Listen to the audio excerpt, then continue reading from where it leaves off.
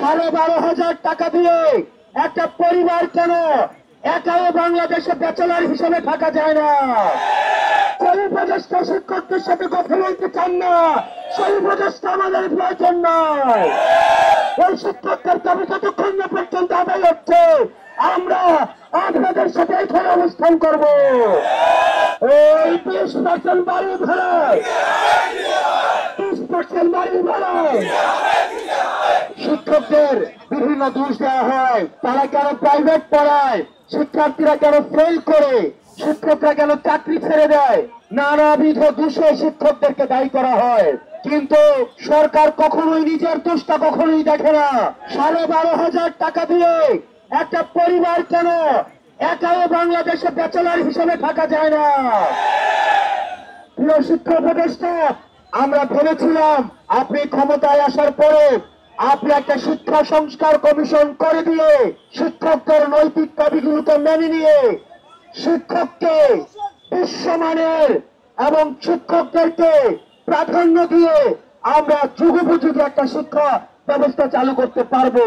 কিন্তু অত্যন্ত পরিতাপের বিষয়, আমরা দেখেছি শিক্ষকদের যে দাবি, শিক্ষকদের যে পেশা, সেটিকে রাষ্ট্রের প্রায়োরিটি লিস্টের সবসময় শেষের দিকে রাখা হয়।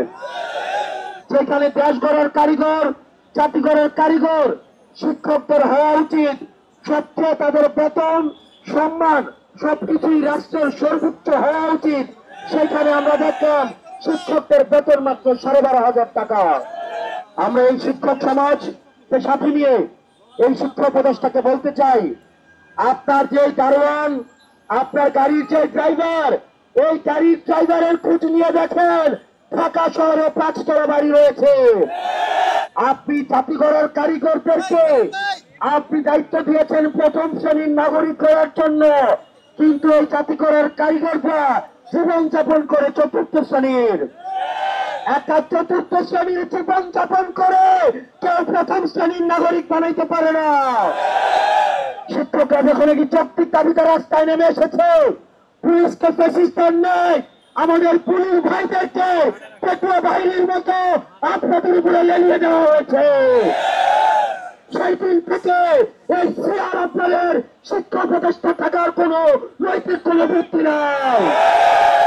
আমরা ভেবেছিলাম এই শিক্ষা উপদেষ্টা যেহেতু বিশ্ববিদ্যালয়ের শিক্ষক, উনি শিক্ষকদের কষ্ট বুঝবেন, দুঃখ বুঝবেন, কিন্তু আমরা দেখলাম সনাতনী আমলাতান্ত্রিক মনোভাব ওনার মধ্যে রয়েছে।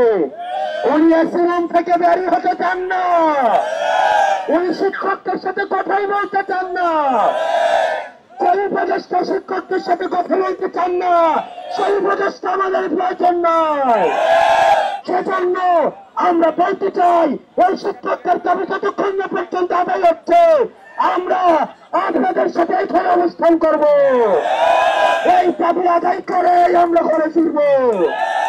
এই শিক্ষকদের আর 4র্থ শ্রেণীর জীবনযাপন করার কোন ধরনের আর কোন অবকাশ নেই। আপনারা তাদেরকে বেতন দিবেন না, আবার প্রাইভেট বন্ধ করবেন।